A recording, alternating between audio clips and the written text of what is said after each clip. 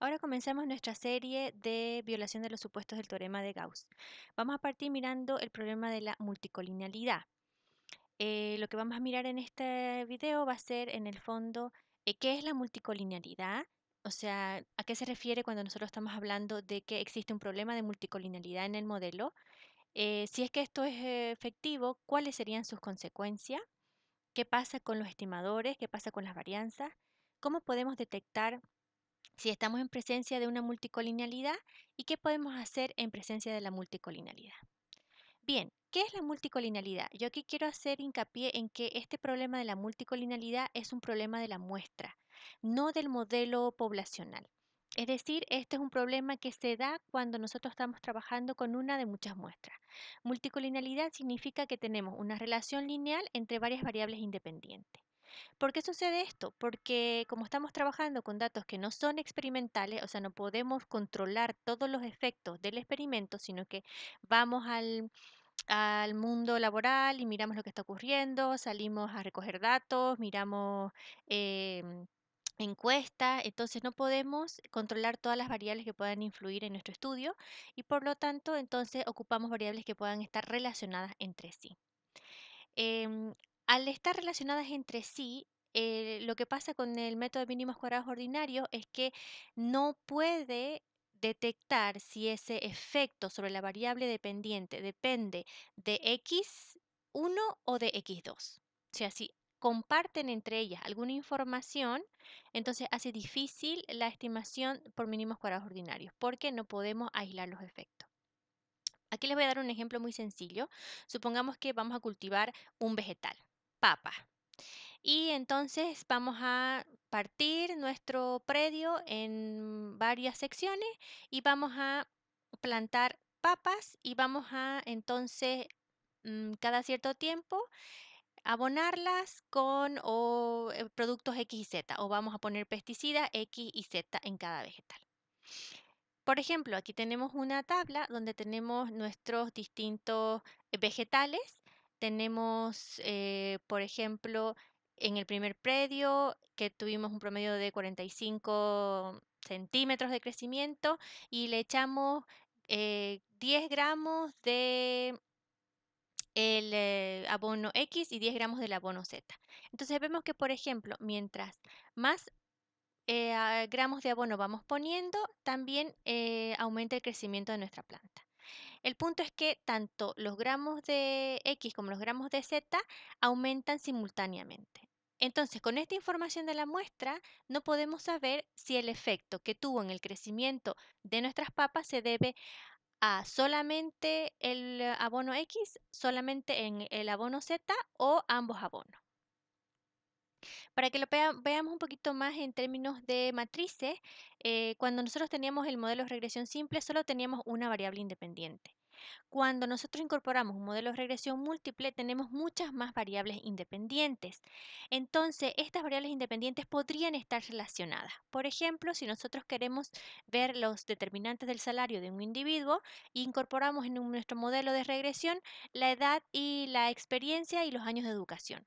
Puede ser que, por ejemplo, a mayor edad, el individuo ha tenido más chance de tener mayor educación y también mayor experiencia porque está teniendo más años de vida. Entonces están relacionadas de cierta manera. Lo mismo podría pasar con la educación y la experiencia. Es decir, mientras yo estoy estudiando, lo más probable es que no esté trabajando. Entonces hay una relación inversa entre cuántos años estudio y cuántos años trabajo. Si nos damos cuenta, por ejemplo, vamos a mirar solamente la varianza de uno de los elementos de la matriz. Supongamos beta 2. Y ahí vemos que lo he redondeado en circulito, que fuera de la diagonal tenemos los valores que están interactuando entre sí. O sea, tenemos la sumatoria de x y 2 por x y 3. Eso sería una relación entre estas dos variables. Después seguimos haciendo el x traspuesto x a la menos 1, sacamos nuestros determinantes y aquí vemos que en la varianza de beta 2, al final, tenemos esta expresión que es la sumatoria de x1, 2 por x1, 3 al cuadrado dividido entre toda la varianza de los x1, o sea, no es toda la varianza, pero es todo el valor al cuadrado de los x y 2 y de los x y 3. Siempre que vean ustedes una sumatoria al cuadrado tiene que ver con valores o con datos al cuadrado, tiene que ver con valores como de dispersión. Y por lo tanto, esta expresión que está dada acá en el círculo rojo viene a corresponder el coeficiente de correlación entre estas dos variables, la variable 2 y la variable 3, que lo tenemos acá. Entonces, la varianza que ustedes la conocían tal cual como un elemento de la diagonal de la matriz, tiene dentro de sus componentes un valor que tiene que ver con la otra variable. O sea, en un modelo que tenemos solamente dos variables, como aquí lo tenemos en un modelo de 2 por 2, entonces esta R cuadrado vendría siendo la correlación lineal entre la variable x y 2 y la variable x y 3. Ese término entonces R cuadrado corresponde al R que se obtendría de una regresión que incluye el intercepto donde tengas la variable dependiente x2 y la variable explicativa x3, o al revés, la dependiente x3 o la independiente x2, porque estamos hablando con solamente dos variables. Entonces es equivalente a calcular un modelo de regresión donde tengamos, por ejemplo, la dependiente la x2 y la independiente la x3. Aquí lo vemos, ¿sí? Y tenemos lambda 1 como el intercepto y lambda 2 como la pendiente con su propio error. Este R cuadrado, sin embargo, no tiene ninguna validez teórica, ¿ya? Porque no estamos asumiendo que tenemos un modelo de regresión, porque además sabemos que las X son no estocásticas. Entonces, X2 no es estocástica, como en el caso de la regresión lineal, donde la Y sí depende o absorbe la distribución del error. Este R cuadrado solo nos ayuda a ver qué tan relacionados estén. Es como el coeficiente de correlación. Lo que pasa es que uno dice multicolinealidad cuando está mirando la correlación, entre comillas, múltiple de más de una variable a la vez. Entonces, este R cuadrado es simplemente la asociación lineal. Por lo tanto, ese R cuadrado va a tener los mismos valores que el de la correlación, que se mueve entre menos 1 y 1. Mientras más cercano está el valor de 1 en valor absoluto, hay una correlación más fuerte. Recordemos que en la correlación tenemos que mirar tres cosas. Tenemos que mirar la magnitud, el signo y la significancia. Entonces, si es que esta relación es significativa, ese R cuadrado, esa correlación es significativa, entonces podría ser importante y estaríamos en presencia de multicolinealidad. Entonces, nuevamente, aquí tenemos la varianza de un beta J cualquiera, puede ser beta 2, beta 3, y ese beta 2, por ejemplo, estaría con esta expresión, con sigma cuadrado poblacional partido en la sumatoria de x y 2 al cuadrado por 1 menos rj al cuadrado. Y ese rj vendría siendo el r que sale de la regresión cuando tenemos esta variable x2 como dependiente y como independiente el resto de las variables x, x3, x4, x5, xk. Entonces, como les dije, entonces, mientras más cercano está al 1, entonces, mientras más cercano está al 1, tenemos más asociación lineal.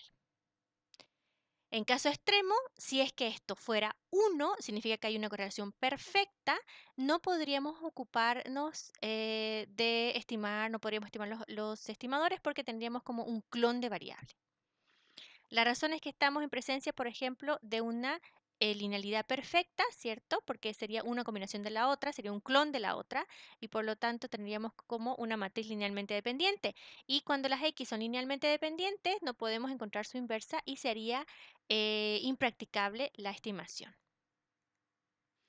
También notemos que dentro de la varianza existen valores como el sigma cuadrado y su propia dispersión al cuadrado del x y 2. Entonces, eso también nos va a servir para mirar si la varianza va a ser más grande o más pequeña en presencia de la multicolinealidad. Vamos a ver si es que se puede entender un poco la analogía del túnel. Supongamos que usted va a tener un túnel, un tubo, donde sigma cuadrado, que viene siendo la dispersión de los errores ¿sí? poblacionales, va a controlar el ancho. O sea, qué tan grueso es este tubo. Y las X va a controlar el largo. Si usted tiene un tubo que es cortito y ancho, si quieres pasar una varilla entre medio, esa varilla va a tener muchas opciones de moverse.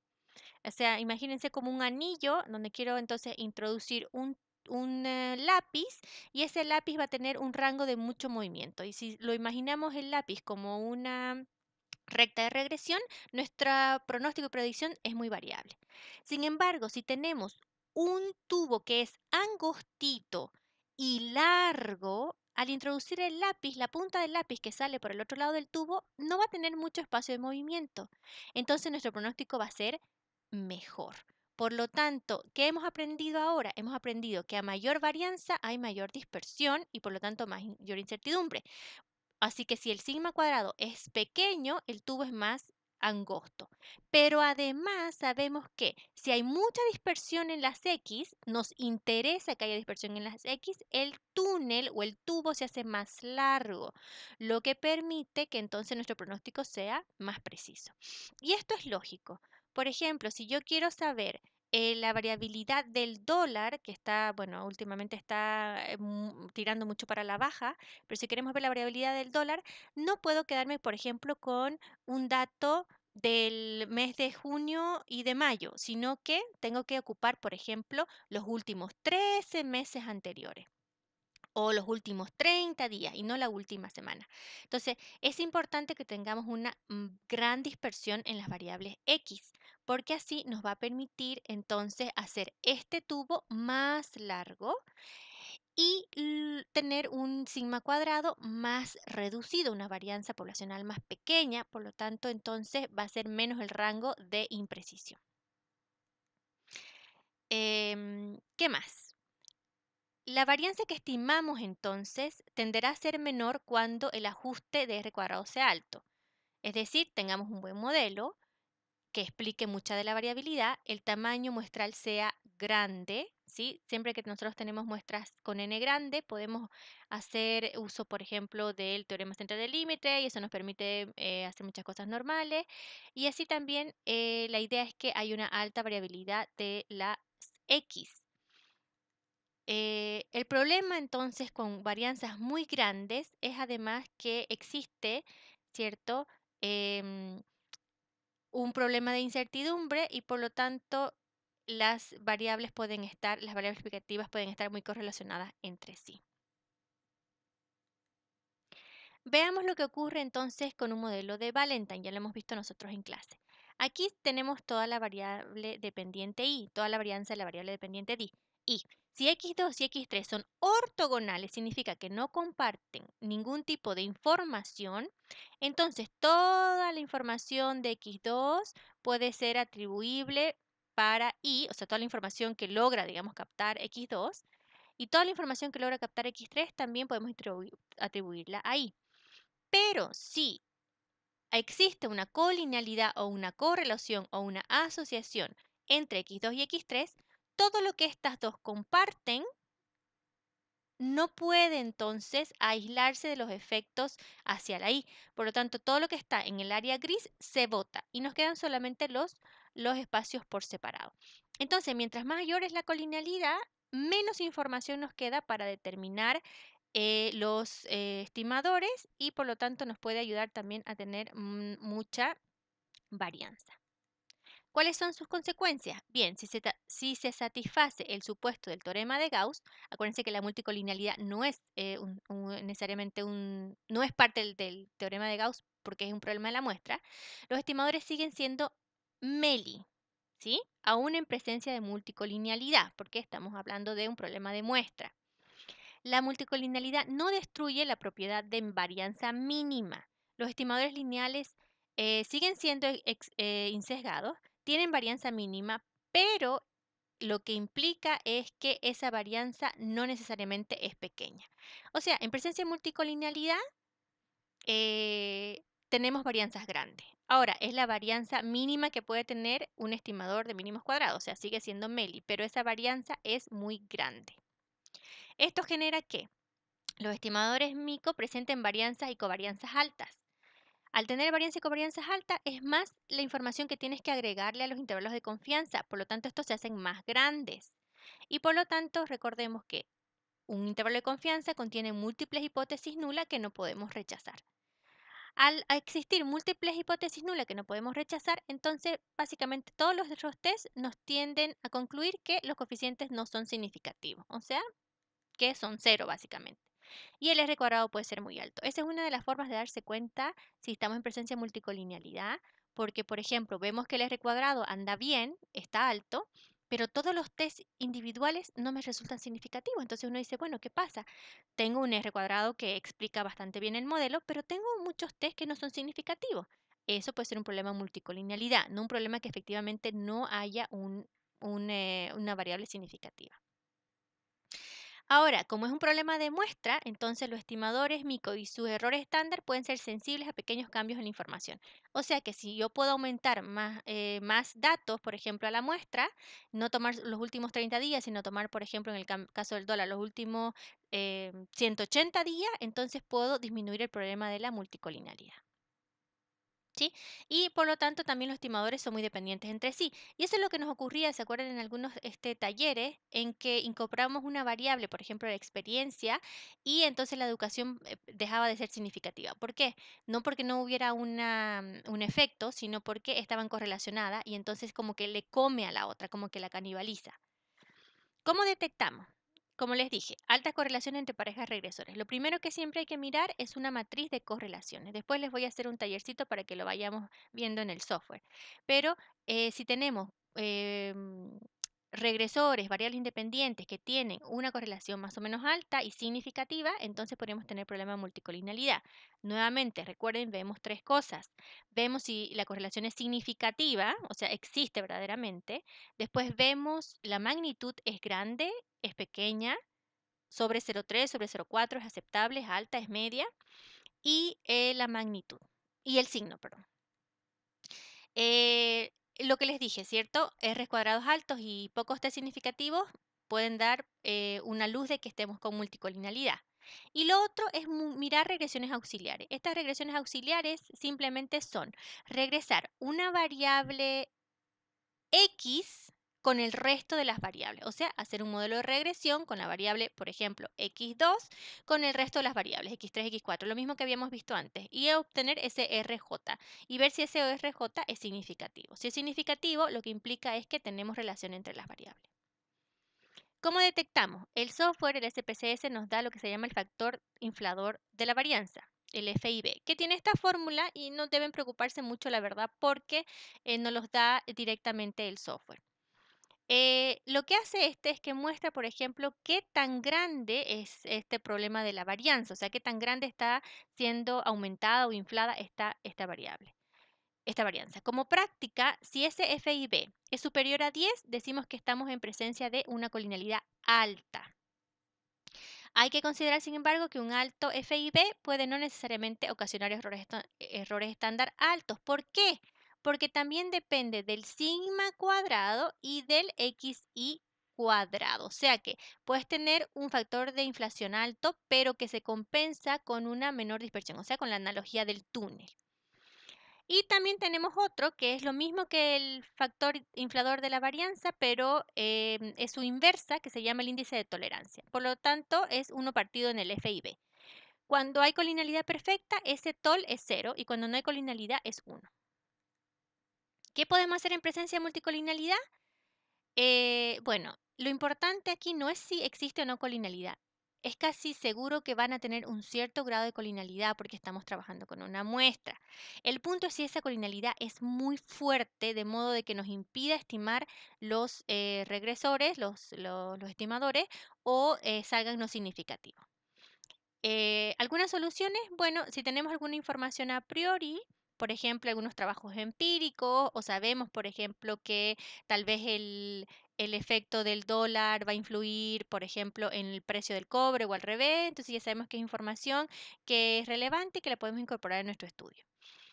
Ahora, cuando por ejemplo tengo dos regresores que son muy similares entre sí, están midiendo lo mismo, a veces es preferible agruparlos en un nuevo índice, que se pueden usar algunas técnicas como factoriales, que esas las vemos en otros cursos, pero se pueden, digamos, como que construir ciertos índices o también se puede a lo mejor eliminar uno de ellos que podría no estar ayudando mucho y nos está generando un problema de multicolinialidad.